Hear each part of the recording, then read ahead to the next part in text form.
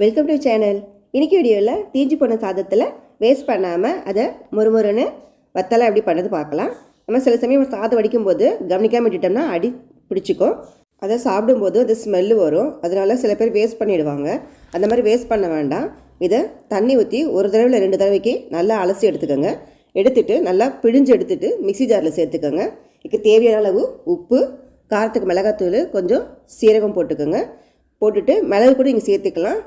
கொஞ்சம் பெருங்காயத்தூளும் சேர்த்து நல்லா நைஸாக அரைச்சிக்கோங்க.